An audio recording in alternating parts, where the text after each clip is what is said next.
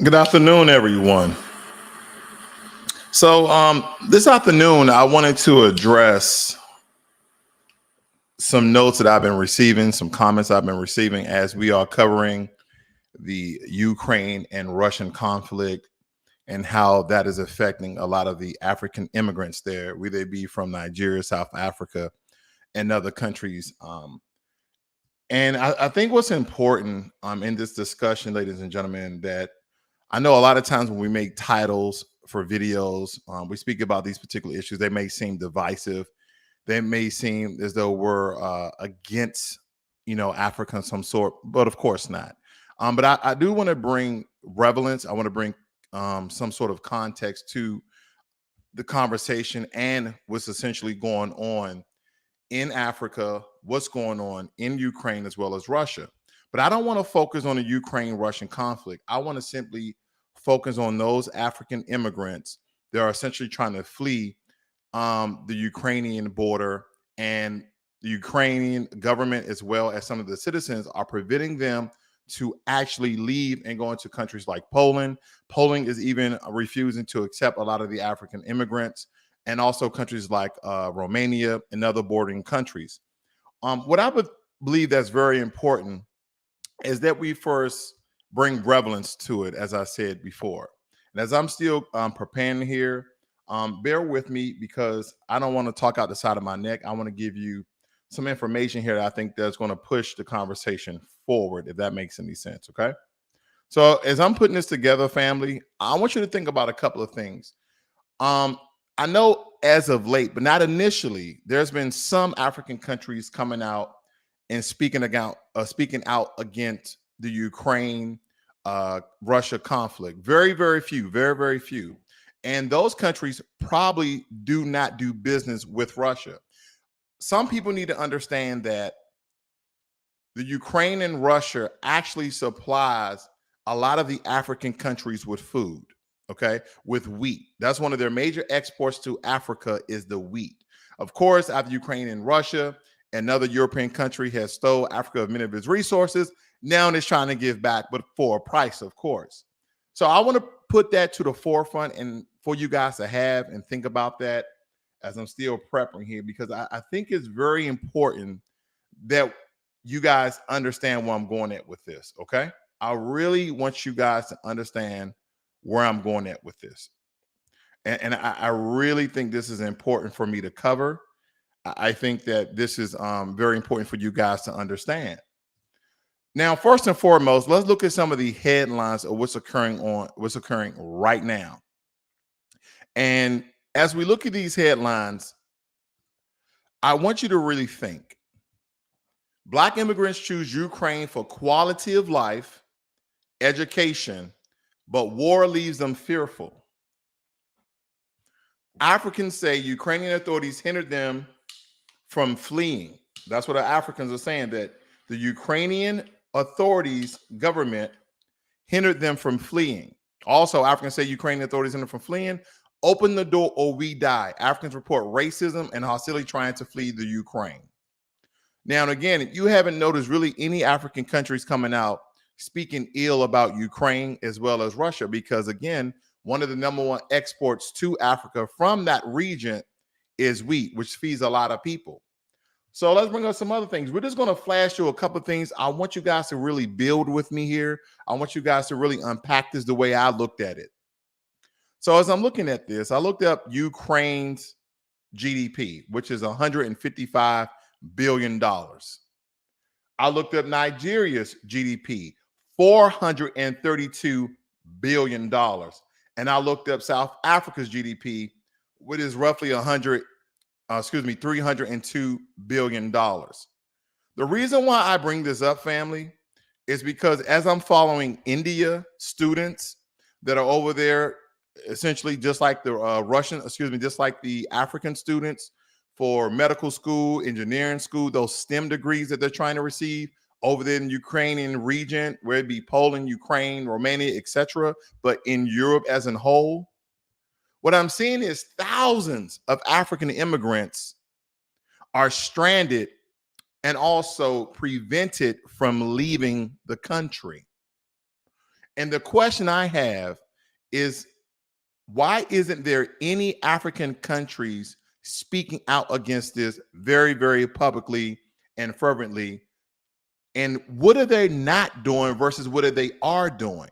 So again, I haven't heard anything or saw any large news lines of Africans sending support in large numbers, but Indians are. They have got with their local and national airlines, and they are extracting Indian students and Indian citizens on the whole. I haven't seen that from Africa. So then we come full circle. What am I getting at? What is this discussion is really talking about? So I go to my comment section, and then we're going to come back to Ethiopia a little bit later because I know there's a lot of divisive talk that Ethiopians and Somalis talk about Black Americans. I'm gonna be just a little bit divisive, but that's okay, right? Some differences, a little bit of pushback. But I want to bring some context to the conversation. This is from a Nigerian, and this is not the only comment I have, but this is the only one that I'm willing to share. Let's just say that. But when I was in Ghana, I heard this consistently, this same sort of rhetoric and point of view from the Africans that live inside the country. Okay. I'm currently living in Nigeria, and I'll say this: it's normal for people to prioritize their own over foreigners. Okay. The same thing I said on one of my last broadcasts. In times of crisis, right? They prioritize their own citizens over foreigners. Keep that in mind. What pisses me off is the fact that I know for a fact that if the roles were reversed, we'll push white folks to the front of the line over our own people. Exactly. This is what he's saying. This is a Nigerian citizen in Nigeria. He said, you want to see real white privilege? Come to African countries. People you complain about how Africans are treated outside of Africa. Ask yourself why so many people of our people are outside of Africa in the first place. Unpack that for a second, family. Unpack that. Good afternoon, Thurby Swag, one of my good brothers here. You guys go ahead and subscribe to this brother's channel. He's a certified therapist. Nice to see you, brother. But nonetheless, this is a Nigeria with a Nigerian speaking out that essentially in Africa, white people say have white privilege, and in only in their white countries, they have white privilege as well, while they push the Black people, the African immigrants, to the rear, and actually preventing some of them from actually leaving the country. So where is the African support? I see other countries gathering up resources, networking to extract their people and bring them back to their own countries like India. And then the question, should Black Americans care about the African immigrants that are trapped in the Ukraine? That is the question that I have. Should Black Americans care about the African immigrants, aka students, that are trapped and prevented from leaving the war-torn Ukraine? Because as I stated before, I'm looking at Ukraine's GDP at $155 billion, Nigeria's GDP over 430-something billion dollars, and South Africa's GDP over $300 billion. So it's not the point if they have the money or not. Are they willing to use their resources to give their citizens and students safe passage back to the continent? That's the question. But I'll move on here. So I thought about something else. I know that India has its own airlines, right? India has its own airlines. So it had me to really start thinking. I'm like, well, do the continent of Africa, do they have their own airlines? I mean, do they own and operate their own airlines? But of course they do. Let's just go down the line. Algeria, Cameroon Airlines, Djibouti Airlines, Egypt Air, Ethiopian Airlines, Ghana Airways, Kenya Aviation, Madagascar Air or Air Madagascar, Air Malawi, Royal Air Morocco. You have one here in Mozambique, Air Nambia, Nigeria, Senegal, Seychelles, South Africa, Sudan, Tanzania, Tunisia, Uganda, Zambia, and Zimbabwe. So there's plenty of airlines in Africa. There's plenty of airlines in Africa because India is actually landing in the Ukraine as well as Poland and some neighboring countries that their citizens have essentially fled to in order to leave the country. But I haven't heard this. So my thinking is the reason why African countries are not speaking out against the Ukraine or Russia is because of support that Ukraine and Russia actually gives to the African countries in a way of wheat, most likely. I'm just asking questions here. I just want to get some relevance. I want someone to give me some feedback. If you see this video, please leave it in a comment or in the chat. Let's continue to read, though. He says, you want to see real white privilege come to African countries. Before you complain about how Africans are treated outside of Africa, ask yourself why so many of our people are outside of Africa in the first place. If our leaders were competent instead of looting worse than the colonists, would so many of us be living abroad in the first place? Leave those folks alone. They're in crisis and their people are their priority. That's completely normal. That's not racist. Where are our embassies in those countries doing for our people? Nothing. It's not the world's job to accommodate and protect us. It's not the world's fault that all of our leadership is greedy and steal from its people and leave us with nothing. How Africans/Blacks are treated the world over is a reflection of how we treat ourselves. Deal with it.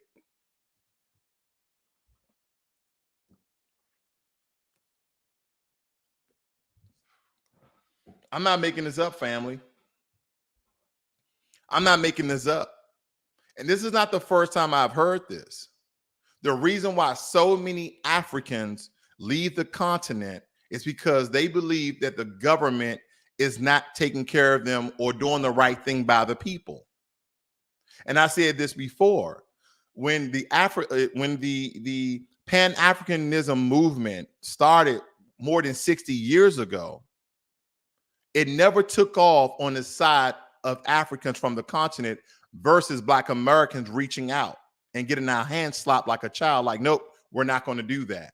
Because if that were to happen, we have the skills, we have the education, we have the know-how to not only build up the infrastructure, but to teach and educate some of those same technical skills that you guys are going to all these white supremacy countries for.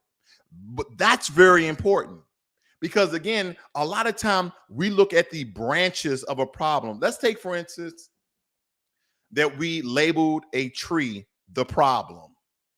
Most people, because it's everyday, because it's ever so prevalent, it's ever so visual, you're going to look at the branches of the problem. But no one is looking at the root. How could this been prevented? That's the question. That's the question. Should Black Americans care about the African immigrants that are essentially stuck in the war-torn Ukraine as the Russian forces are still impeding to Kiev or whatever the name of the capital city is?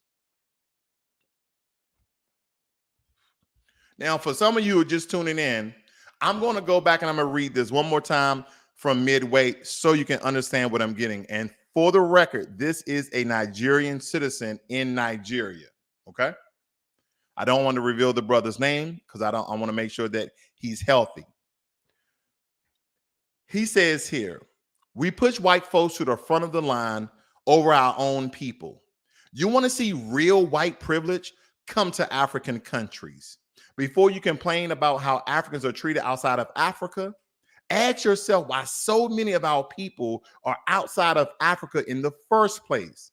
If our leaders were competent instead of looting worse than the colonists did, why would so many of us be living abroad in the first place?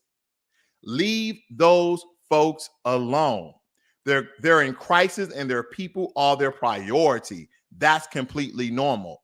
That's not racist. What are our embassies in those countries doing for our people? Nothing. It's not the world's job to accommodate and protect us. It's not the world's fault that all of our leadership is greedy and steal from its people and leave us with nothing. How Africans are treated the world over is a reflection of how we treat ourselves. Deal with it. So I'm going to allude to that this Nigerian citizen is not even really caring about the Nigerians that are stuck in the Ukraine. So the question I have, we have a lot of Black Americans that are essentially reaching out to try to support and help those African immigrants. Now, I know you guys may be aware of this rapper here, Young Thug. Young Thug, he takes to Instagram to assist African immigrants. So there are some of us that are actually using our economic power in order to assist some of those African immigrants. I don't know exactly how. He may use his networking, because a lot of times hip hop artists and R&B artists within the Black community here in America, they have a lot of reach worldwide because they do tours all over the world. So he could probably assist in some way or form of that. But we really have to look about this, family, because again, we're looking at the branches of the problem versus the root. If Pan-Africanism was a real thing, do you think there would be thousands of African immigrants in the Ukraine getting educated on STEM, or as they said, quality living? I'm just reading the headlines of what some African immigrants have said. This is what they're saying. Black immigrants choose Ukraine for quality of life, education, and war leaves them fearful. Now, they said Black immigrants. That can be anyone of melanation. Let me tell you something, Ukraine. Let me tell you something, NBC News. There is no foundational Black Americans going to Ukraine for a better way of living. I can assure you that. The only way a Black American is going over there if they so happily married a Ukrainian citizen and they don't want to leave their boo. That's the only reason why a Black American would be over there. And that's, again, my bias and my perspective. But this is what I'm looking at, family. This is what I'm looking at. And again, for you guys who are just joining, Ukraine's GDP, 155 billion. Nigeria's GDP, 432 billion. South Africa's GDP, over 300 billion. Where is the African support for those African immigrants that, quote unquote, by the thousands flock to the UK and those other European countries to get education? Now, some of them may stay in those countries, and some of them may come back to the continent to bring that information and skills to assist their countries in building up their infrastructure. That's the question. Where's the support? Thurby Sachs wears, I'm going to Congo this summer. And me and my family and I, we just came back from Ghana, I think about 2 weeks ago. And then next year, we're going to head out to another African country.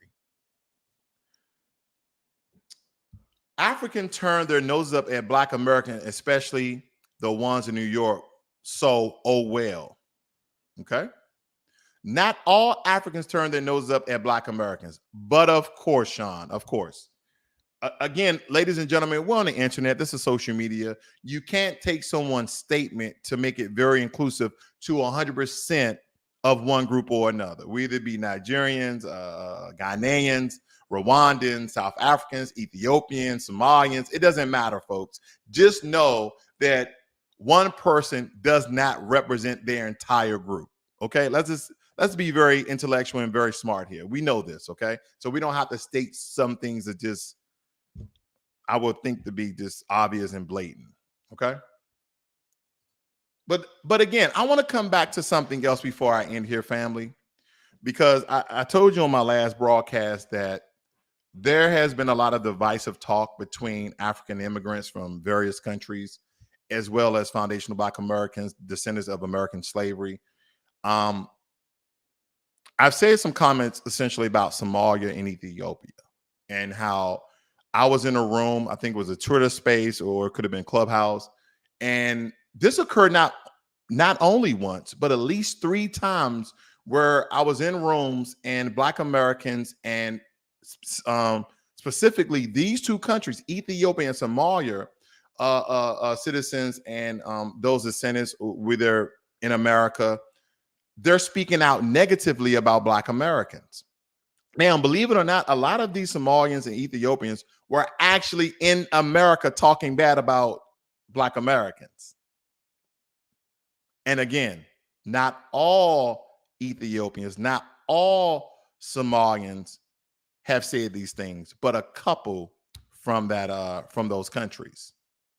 So to bring things into context, you will hear certain very viral people speak out against this racist talk that comes from Ethiopia and Somalia. They say that we are monkeys. They call us the N-word. I'm talking about them calling Black Americans these very same things. They say we're lazy. Of course, you know, we always got the stereotype of being lazy. We all look alike, but damn it, we lazy. Okay.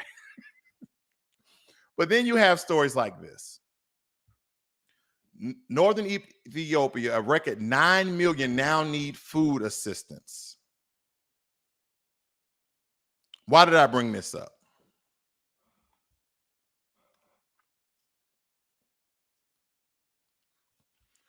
Why did I bring this up? I know where some of you are going to go, but I'm going to go totally different. I made a video quite some time ago that Africa is the richest continent in the world with the poorest people. And I'm going to sum this up into two reasons. There's a lot more reasons than what I'm about to say, but for the sake of time, I'm going to sum it up in two reasons. One, colonialism, the theft of African resources from the many different countries in the West, damn near all of the countries in the West. Stolen resources. Number two, African immigrants. African immigrants come to the West, they come to America, the UK, and other European countries, and they stay. They apply for citizenship, work visas, student visas, get trained up, educated, and they stay. They do not bring their technological skills, education, hard work back to their own countries to build them up for the most part. I'm not saying all, I'm saying a lot of them do not. And when I look at this headline from the United Nations stating that a record 9 million Ethiopians need food assistance. And of course, you can look up Somalia. They have the same problems as well. And then I compare that to the divisive talks that I've heard on Twitter Spaces as well as Clubhouse. Here's the thing, and this is just my bias. Why argue with Black Americans who are not starving on a whole? We don't have 9 million Black Americans starving who need food assistance and medical assistance. We do not. So instead of pocket watching and worrying about if we're lazy or not, wouldn't it be more productive to essentially send money back home or go back home with your skills and education to help your country? And of course, you may believe that one person can't make a difference. You may believe one person can't make a difference. Well, W.E.B. Du Bois made a difference. John Henry Clark made a difference. Neely Fuller made a difference. Francis Cress Welsing made a difference. I think his name is but Baldwin made a difference. Martin Luther King made a difference. Malcolm X made a difference. Muhammad Ali made a difference. Dr. Claude Anderson makes a difference. That's the point that I'm making. That's the point that I'm making. We are in the state in America as Black Americans because of our ancestors and the work, the fight, and the blood that they shed in order for us to be in the position if we want to be lazy or not. So what? Let's take, for instance, we're lazy. Now what? Take, for instance, that we're lazy. Take, for instance, that we're dumb. Now what?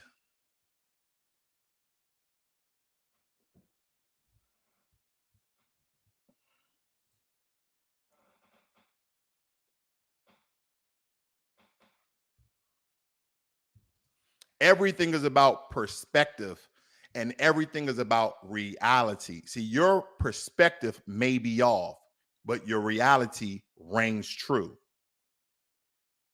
When I'm looking at the current situation where those African immigrants, those students, thousands of them, are prevented to leave the Ukraine, the first thing that I think about is, what is Africa doing? Secondly, I know that a lot of Africans, whether in America, the UK, or on the continent, may speak out against that. But what are you doing financially to help those immigrants, to help your own country men and women? What are you doing? What are you doing?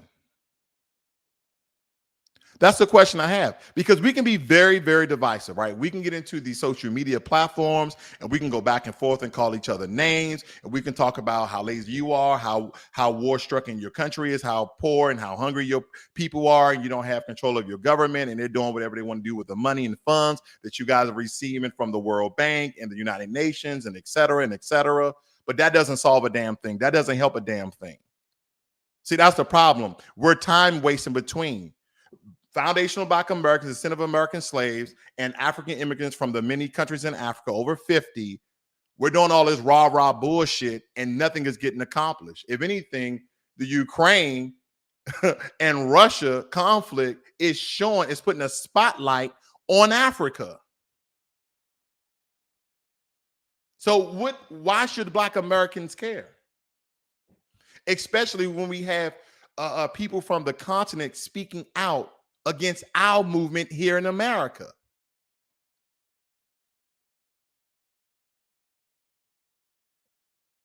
We can talk about it. We can talk about it. We can debate about it. We can debate about it. But when does the talking stop? When does the debating stop? And when do you put plans into action? When do you execute? Because here's the thing. If the government won't help, then all of you African immigrants that are sitting fat, happy, educated, with tons of money in your pocket, figure out a way how to unite and help your own countrymen and women to get the hell out of the Ukraine and get the hell out of Poland. That's just some friendly advice. Hopefully people is taking this message with love. I'm a little annotated here. I'm a little elevated here, but take it with love, because I just think this going back and forth arguing about the same bull crap all the time, that's all we're doing. We're just wasting time. There are people who are essentially going to start dying over there. They're sleeping on the borders in I don't know if they're sub-zero temperatures, but it's very, very cold during this time of the year in those countries.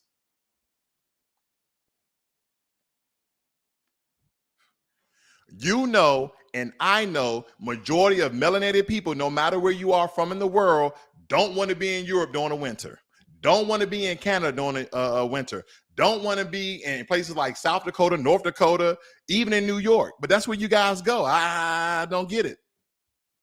I just don't get it. It's cold as hell up there. That's why I didn't move back to DC. I was like, no, I'm good. Texas get cold enough.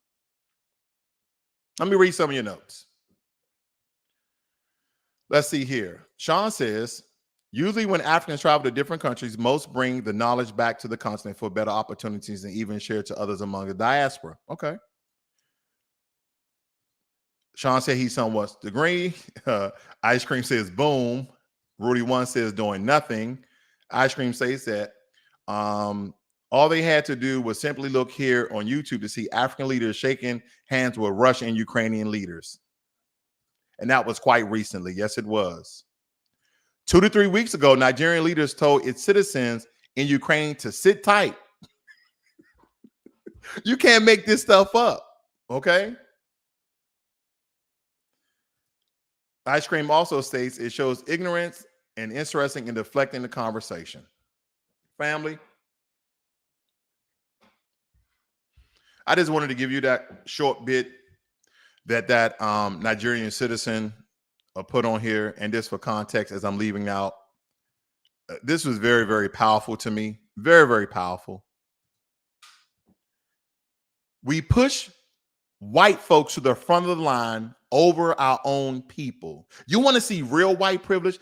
Then come to African countries. Before you complain about how Africans are treated outside of Africa, ask yourself why so many of our people are outside of Africa in the first place. If our leaders were competent, instead of looting worse than the colonists, would so many of us be living abroad in the first place? Leave those folks alone. They're in crisis and their people are their priority. That's completely normal. That's not racist. What are our embassies in those countries doing for our people? Nothing. It's not the world's job to accommodate and protect us. It's not the world's fault that all of our leadership is greedy and steal from its people and leave us with nothing. How Africans are treated the world over is a reflection of how we treat ourselves. Deal with it. And as I stated before, I understand there are some African Ukrainian citizens, and they should be afforded the same rights as the white Ukrainian citizens. Because if not, then that's true, clear-cut racism. But I'll ask you this, and I'm not going to give you my perspective on it, but I'll ask you this. If you was the president of a country and you had 5,000 immigrants from another country, and you were trying to have your citizens to safe passage to another country, would you afford the same prioritization of those immigrants versus your own citizens? Or would you try to get your own citizens out first? You guys have a great and wonderful day. I'm out.